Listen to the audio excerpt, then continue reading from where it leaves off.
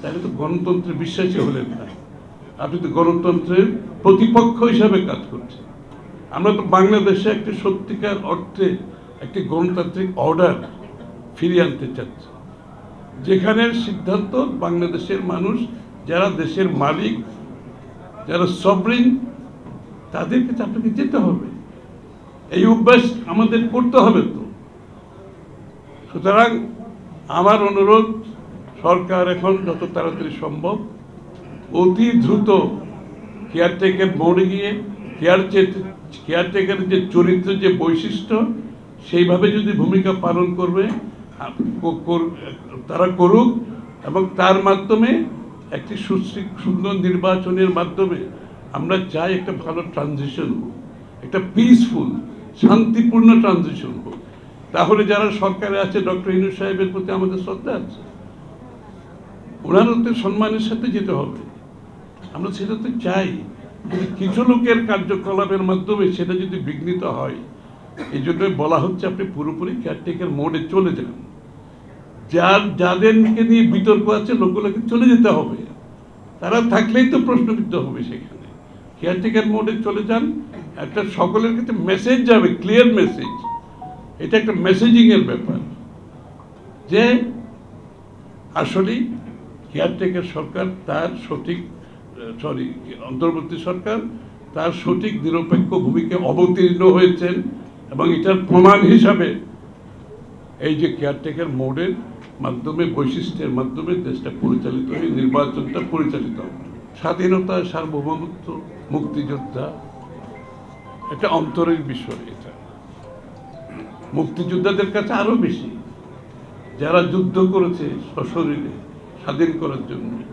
বাংলাদেশের স্বাধীনতা, সার্বভৌমত্ব অত্যন্ত গুরুত্বপূর্ণ, এবং বিএনপির রাজনীতির কিন্তু ভিত্তি হচ্ছে বাংলাদেশের স্বাধীনতা, সার্বভৌমত্ব।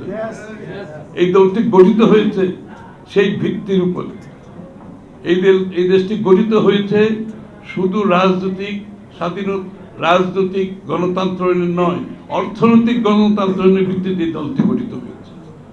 রাজনৈতিকভাবে গণতন্ত্রায়ন, অর্থনৈতিকভাবে গণতন্ত্রায়ন, বাংলাদেশের প্রতিটি মানুষের ভাগ্য পরিবর্তনের জন্য, সকলের কাছে সমান সুযোগ সৃষ্টির জন্য এই দলটি গঠিত হয়েছে।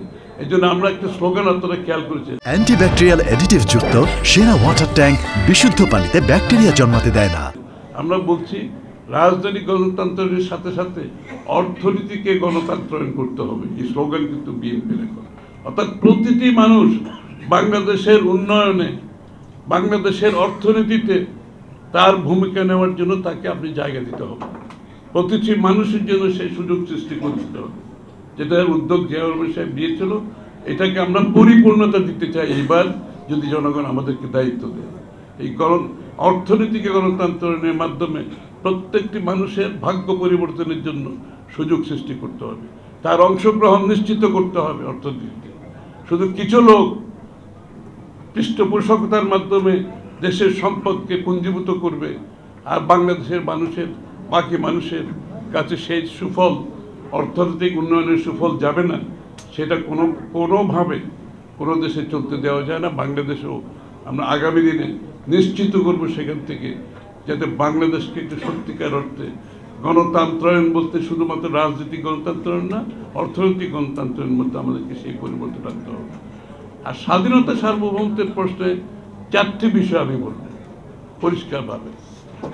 আমাদের সম্পর্ক হবে বিশ্বের প্রত্যেকটি দেশের সাথে পরস্পরের প্রতি সম্মান বোধ রেখে, পরস্পরের স্বার্থ রক্ষা করে, আমাদের অভ্যন্তরীণ বিষয়ে কারো হস্তক্ষেপ না করে, এবং ভূরাজনৈতিক যে কৌশল, সেই কৌশল বাংলাদেশ নিজেরা নির্ধারণ করবে।